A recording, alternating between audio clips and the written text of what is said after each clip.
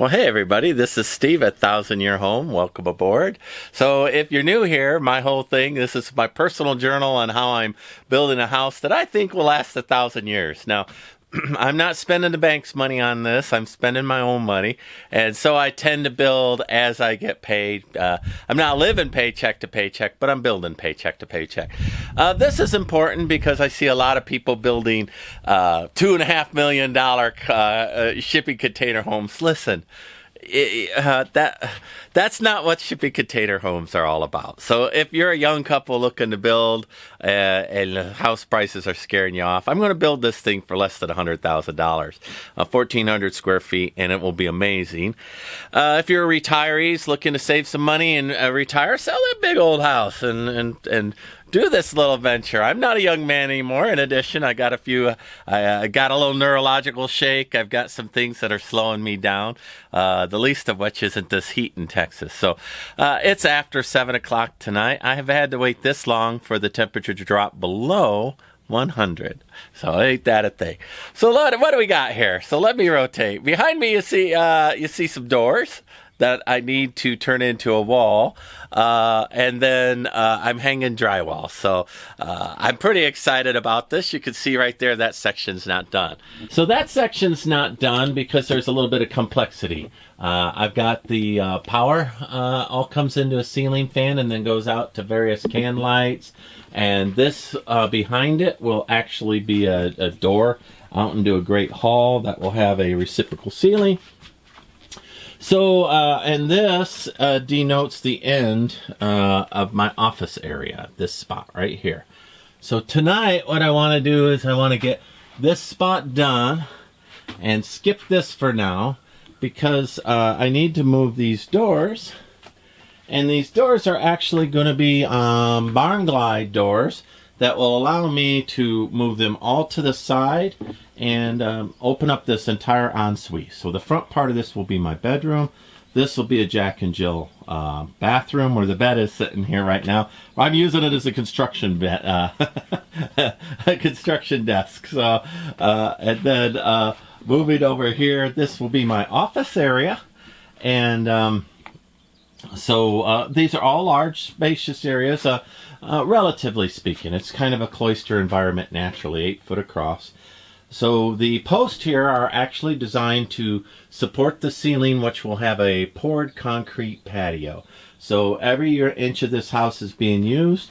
You can see the outside of it is, coming along. It needs to be painted, but anyway, tonight's project will be this bit of drywall right here.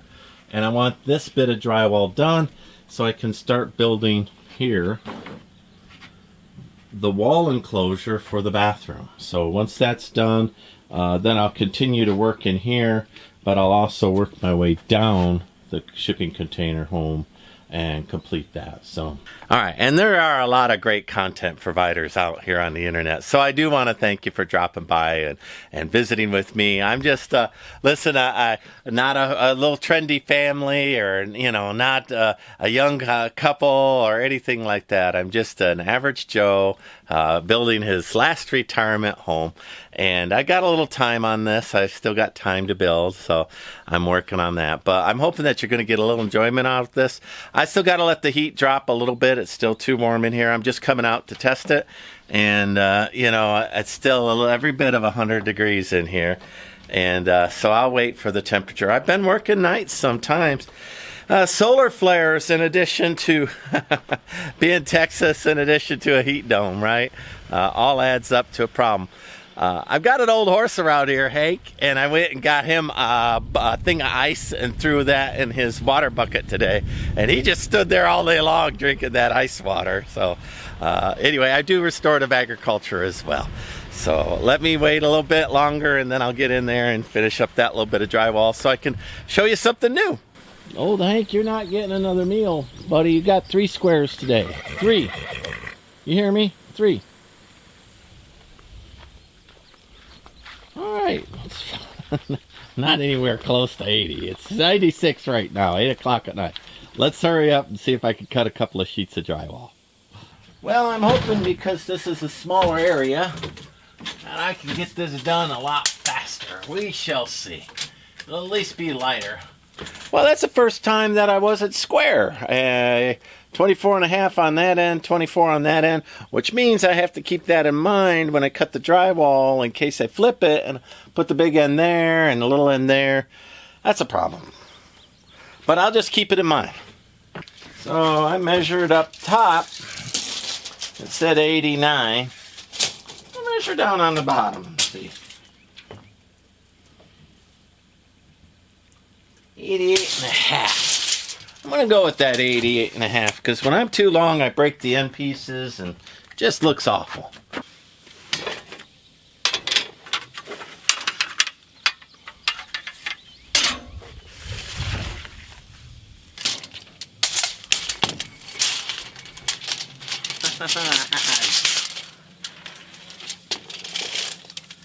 I wanted it to unhook from there.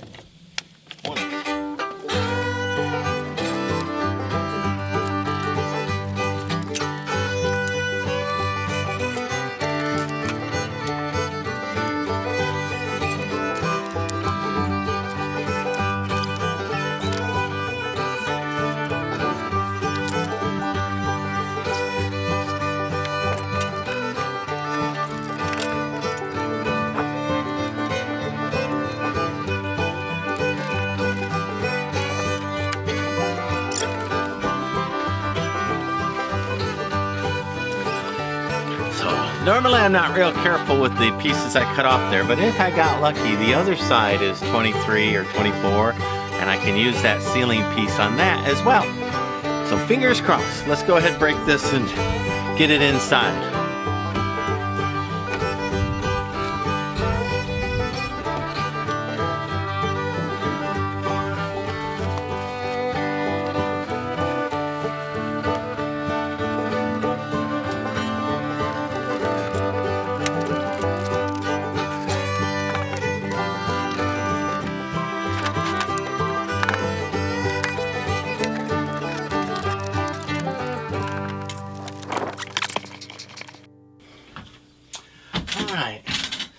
So normally I wouldn't have a box already up here, right? I mean, it's just not customary. But in my particular case, these all came in an open box and I was worried about them being used. So this light is to light above the bathroom door. So when you go in, you can see. I'm going to stick it up in here in the hopes that I can retrieve it later using this. And so I'll put the drywall up there. Fingers crossed. Last time it flipped down and went underneath. And now that I know to watch for it, right? I'll watch for it. All right, let me clear some things out and see about putting this up here. So, and indeed, maybe I'll even measure that other side once I get this up. All right. All righty. So I wrote on here what size is which. And yeah, it is lighter to work with. But, let me see if I can wear flip-flops so that I make it a little more difficult. So the wire spool on that thing, it's a Harbor Freight, and it puts the wire spool on top of itself over and over and over. It doesn't have a good feed. So then, when I'm just 2 inches away from the roof, that wire spool collapses on itself, and I've tried to push a finger in there and get it over. And it's something to be criticized. It is. All right. And this is the math that I don't get. When I measure it to the right size, it won't go up. But clearly, once I cut that 1/4 inch out of there, or that 1/2 inch, then I have a gap everywhere.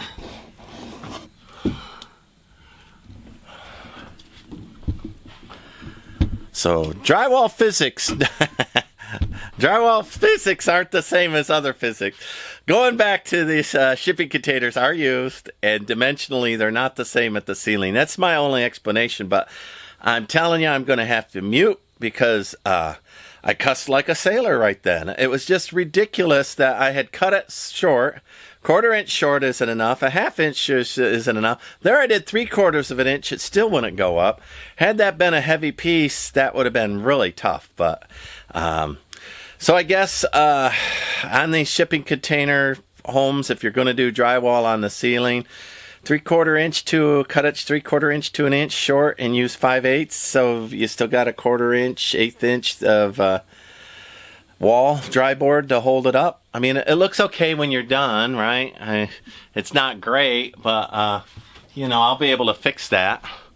But I would have preferred the floor drywall meeting right up. But this thing's been out to sea for 20 years. It's pretty banged up. So, and I've straightened it with these boards. Before I straightened it, it was a lot worse. So, when you cut windows out, the things will spring like a whole inch or two. Bong, they'll spring right out. All right, let me put some screws in this thing.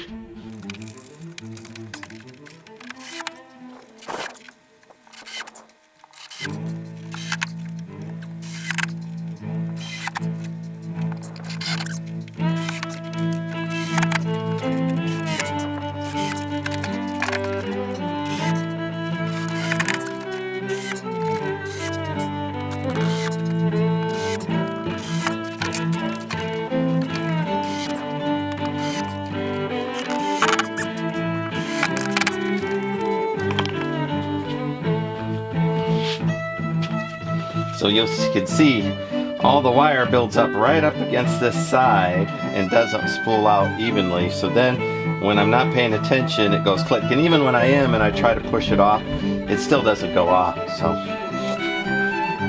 but let me not sound ungrateful. I could not do this all by myself without this lift. So, you know, the little trick there, putting the blocks in to get it the last 4 inches and whatnot. I mean, those things are obviously helpful. And I hope you get a little bit from them. But the Harbor Freight drywall lift was not very much money.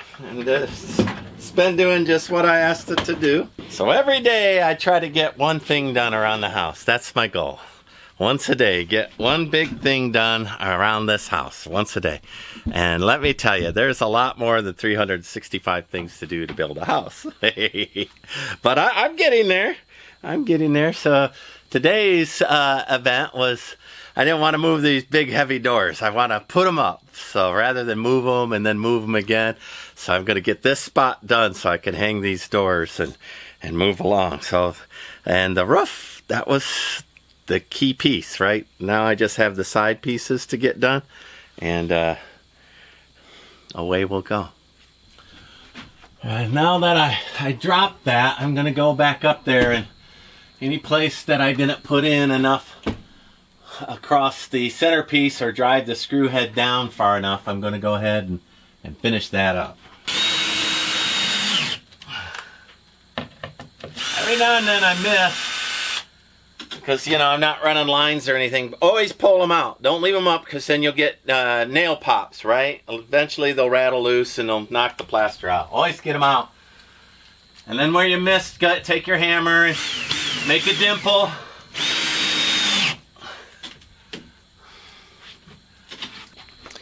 Well, now I have to put insulation in that spot. So, I don't like that spot. I'm going to get a drink. Oh, there you are, Internet. I'm glad you joined me for a late night evening. Good news. Look, it's 10:30 at night and the walls are 88. I got below 90, everybody. How sweet is that? All right, let's put in some itchy dry insulation in this spot and over here in that spot. That says it's also 88. Pretty happy news. All right. Not quite sure. This second shift work. Second shift. You know, to be honest, second shift is way worse than third shift. Third shift, you never have any management around. It's just you and the quiet and the job. Second shift, oh, everybody's getting off work, coming in, bothering you. They still think it's early enough that you could come in and make team meetings. Well, no, you can't. No, you can't. You can't. It's awful. All right. Let's put up some insulation.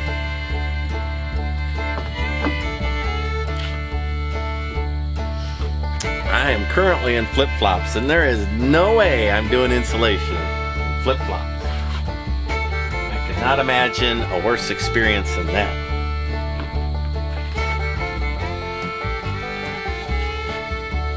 special shoes for insulation that are filled with insulation. I'm done. I'm throwing these bad boys away.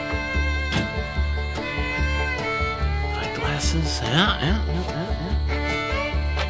Insulation hat. Yeah. You see the insulation fall? It works. This cowboy hats are good for doing insulation, in my opinion. I got some Matt's off-road recovery gloves that I use. In retrospect, these gloves were too good for this.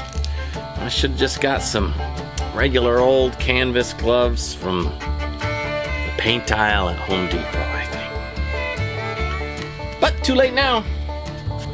Now I used this on my drywall because my other knife broke while I was working. Now I think that was a poor choice, but it's all I had. I was working on the roof, and I'm a little bummed about it, to be honest.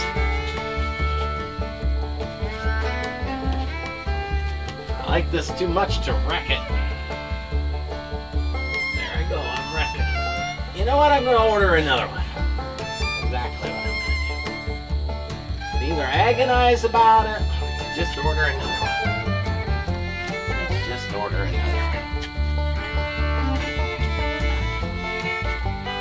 one. So these are little 25-inch, they're actually insulation rods. So I'm putting those in to hold that insulation up in there. Otherwise, it has a little bit of a tendency to fall out. I move those around sometimes too. So I'm taking the insulation and I'm splitting it in half because these are only 1.5 inches. Now the rest of this, when I order my next batch of insulation, I decided to go with comfort board. And comfort board will has a little more resin in it as well as a backing, and I think it'll just be easier for me to cut out and put up without all of the dust and whatnot. I'm being real careful not to make much dust because it's just too hot for a respirator and a Tyvek and all that. So I'm just trying to be super careful and not shake it, not work with it. Now that I understand it and I know the system of how to put it in so it's not falling down as much, I feel comfortable with that system.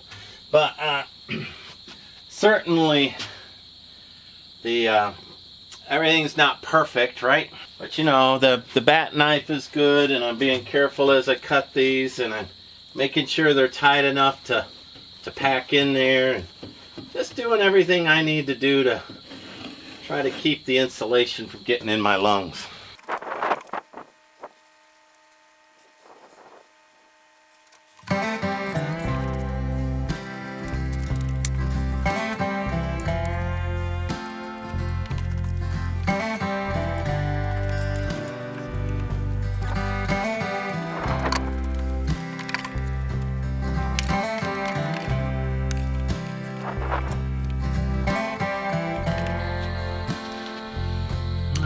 Now that I have both sides fully insulated, that side and that side, and they both measure about 24 inches, and a sheet of drywall's 48 inches, I'm going to cut one down the middle and then match these two ends, and I should have two pieces for the price of two cuts.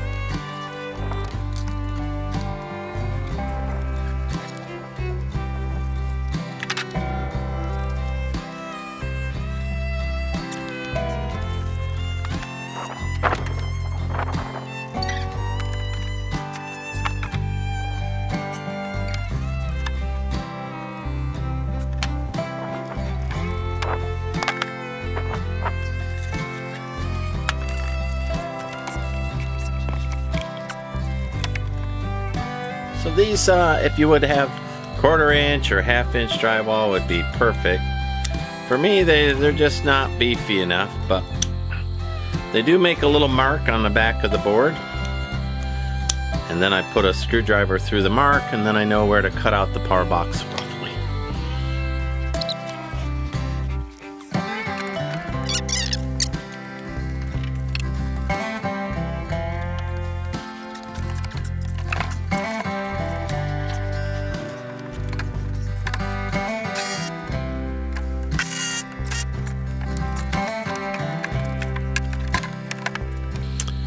The one problem of working in the dark is, you know, you lose little tools. So this is what I'm using to pick the drywall up and snug it up. And man, it's really good. I like this doodad.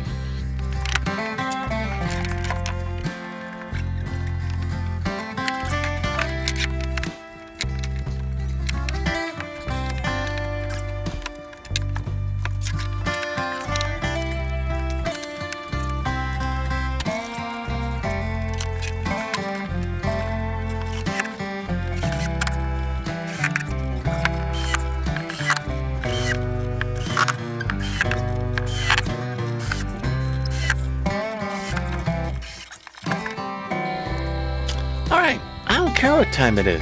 It's late. I know that. And I got that sheet in, and that sheet in, and this sheet in, which means I can build the supports for these doors. Get them in there. And then I can come back and play catch up on those last two pieces. Well, this is Steve, A Thousand Year Home. So thank you for watching and joining me. And I hope that you enjoy these videos. Like and subscribe.